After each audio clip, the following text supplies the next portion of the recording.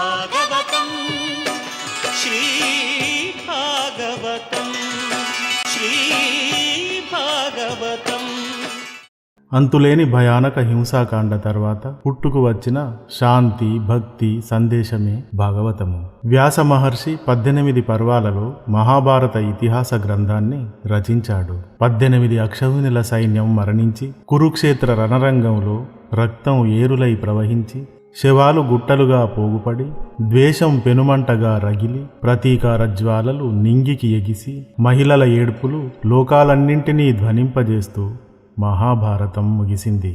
ఇంతటి మానవ మారణకాండ వల్ల సాధించినది ఏమిటి?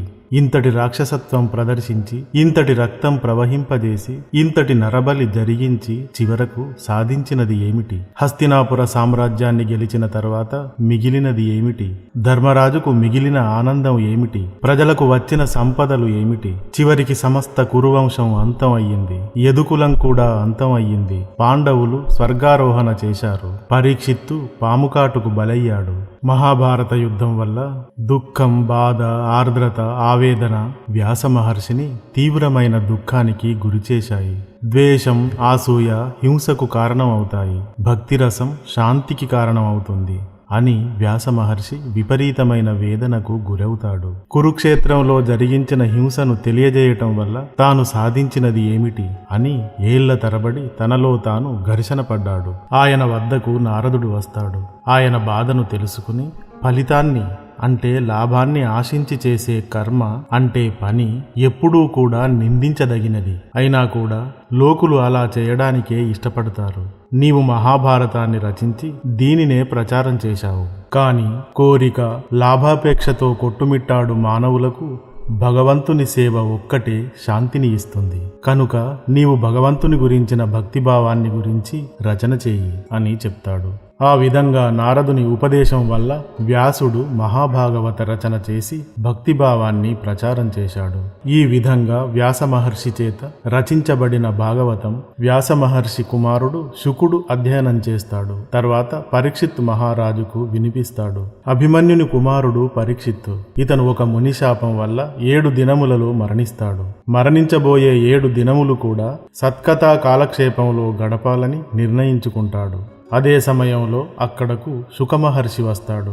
ఆయనను ఈ 7 రోజులు విష్ణువు కథలను చెప్పమని ప్రార్థిస్తాడు. శుకుడు ఆ విధంగా పరీక్షిత్తుకు 7 రోజులలో భాగవత పురాణం వినిపిస్తాడు. పరీక్షిత్తుకు భాగవతం వినిపిస్తున్నప్పుడు అక్కడే ఉండి ఉగ్రశ్రవసు అనే అతడు వింటాడు.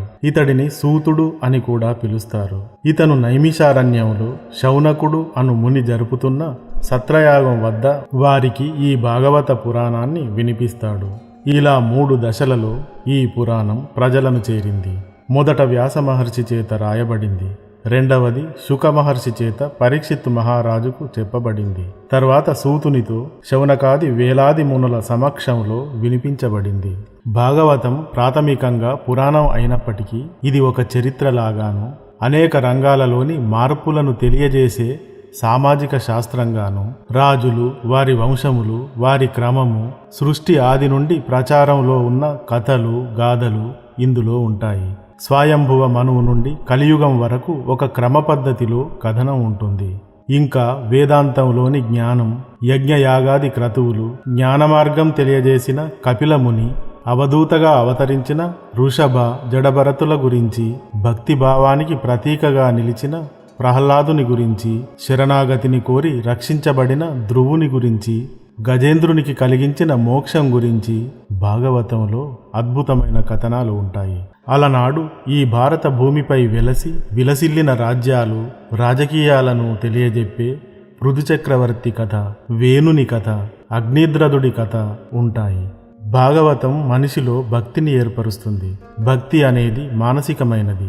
భగవంతునితో మానసికమైన ఒక సంబంధాన్ని ఏర్పాటు చేస్తుంది. సుఖ దుఃఖాలు, కష్ట నష్టాలు అన్నీ సమానమే. అన్న దృక్పథాన్ని భక్తి మార్గం కలిగించటం ద్వారా మానసిక శాంతితో మానసిక కష్టాలని దాటుకుని ముందుకు సాగేలా చేస్తుంది. భాగవతంలో మహావిష్ణువు అవతారాలు ఉంటాయి. అందులో ప్రధానంగా దేవదేవుడు శ్రీకృష్ణుని అద్భుతమైన కథలు ఉంటాయి. రాధాకృష్ణుల ప్రేమ కథ ఉంటుంది. రాధ శ్రీకృష్ణుడిని ప్రేమిస్తుంది. ఆయన కనబడినప్పుడు ఈ లోకాలన్నీ మరిచిపోయి హృదయం పులకరించి కన్నుల నిండా ఆనంద బాష్పాలు వర్షించేది రాధకు. ఆయన కనబడనప్పుడు విరహబాధను అనుభవించేది. ఒక భక్తునిలోని అనంతమైన భక్తికి రూపంగా రాధ పాత్రను నిలబెడుతుంది భాగవతం. అదేవిధంగా తల్లి యశోద శ్రీకృష్ణుని కొరకు అంతే తాదాత్మ్యతను పొందుతూ ఉండేది ఆయనను చూసి. ఈ విధమైన కథనం భాగవతంలో ఉంటుంది. ఈ భూమి మీద మనిషి జననం ఏ విధంగా జరిగింది అని చెప్పడానికి శాస్త్రవేత్తలు అనేక పరిశోధనలు చేశారు. భూమి మొదట అగ్నిగోళం లాంటిదిగా ఉండేది. కానీ కోట్ల ఏళ్లు గడిచాక చల్లబడింది. తర్వాత ఎడతెరిపి లేకుండా లక్షల ఏళ్లు వర్షాలు కురిసి సముద్రాలు నదులు ఏర్పడ్డాయి. తేమ జీవి పుట్టుకకు కారణమైంది. మొదట కర్బన సేంద్రియ పదార్థం ఏర్పడింది. అది ఏకకణ జీవిగా మారింది. ఏకకణ జీవి కాలక్రమంలో బహుకణ జీవిగా మారింది. ఆ తర్వాత లక్షల ఏళ్లు గడిచాక నీటిలో జీవించే జలచరాలు ఎన్నో జన్మించాయి. వాటి అన్నింటి స్పష్టమైన రూపంగా చివరికి చేప పుట్టింది. ఈ చేప మహావిష్ణువు మొదటి అవతారం అయిన మత్స్యావతారం. తర్వాత జలచరం నీటి నుండి బయటకు రావాలని ప్రయత్నించింది. అలా కొన్ని వేల ఏళ్లు చేసిన ప్రయత్నం వల్ల జలచరం కాస్త ఉభయచరంగా మారింది.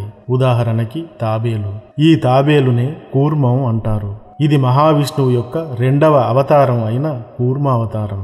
తర్వాత కాలక్రమంలో ఉభయచరం నీటిలోకి వెళ్లడం మానివేసింది. దీంతో 4 కాళ్లతో నేల మీద నడిచే జంతువులు వచ్చాయి. అలాంటిదే వరాహము. ఈ వరాహమే విష్ణువు యొక్క 3వ అవతారం.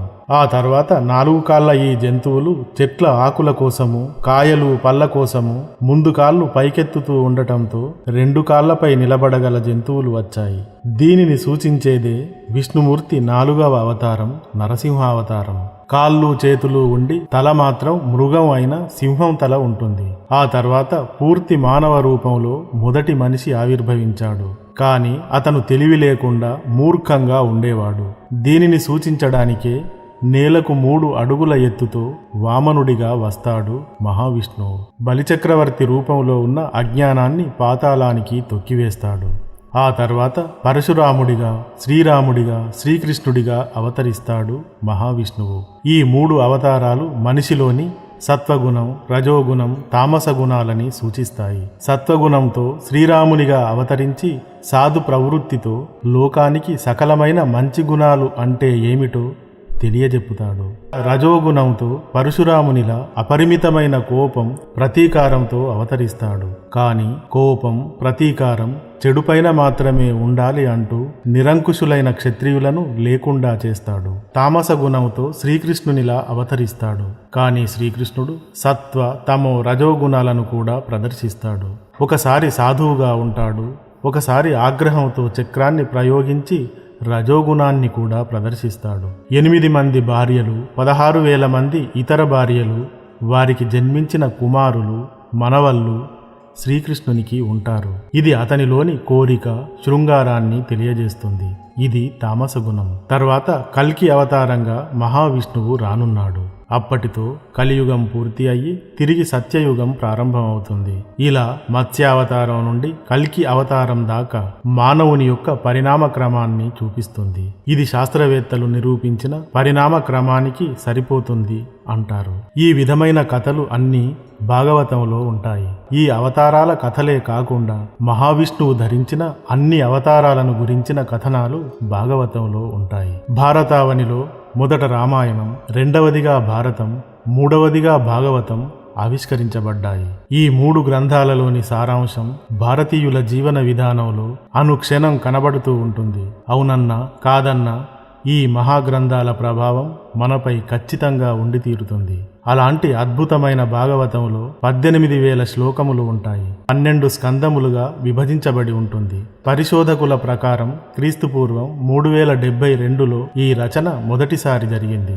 మనకు లభించే భాగవతం మాత్రం క్రీస్తు శకం 9 లేదా 10వ శతాబ్దాలలో రాయబడింది అని పరిశోధకుల అభిప్రాయం. సంస్కృతంలో ఉన్న భాగవతాన్ని తేట తెనుగులోకి అద్భుతంగా అనువదించినది మాత్రం బమ్మెర పోతనామాత్యుడు. భాగవతం రామాయణ మహాభారతాలలాగా ఒకే కథ చుట్టూ అల్లుకుని సాగే కథనం కాదు, అనేకమైన వేర్వేరు కథల సమాహారం. మనం చిన్నప్పటి నుండి విని ఉన్న అనేక కథలు ఉంటాయి. మొదట్లో కొన్ని కథలు భారతంలోనివి కూడా ఉంటాయి. భాగవతంలో మొదటి నుండి చివరి దాకా ఏముంది అది వినాలి అని చాలా మందిలో ఆసక్తి ఉంటుంది. ఆ ఆసక్తి నాకు కూడా ఉండేది. ఆ ఆసక్తిని తీర్చడం కోసం నేను భాగవతాన్ని మీకు చెప్పాలని చిన్న ప్రయత్నాన్ని ప్రారంభించాను. దయచేసి ఈ ప్రయత్నాన్ని ప్రోత్సహిస్తారని ఆశిస్తున్నాను. ఇక భాగవతంలోని మొదటి కథతో 2వ ఎపిసోడులో కలుద్దాం.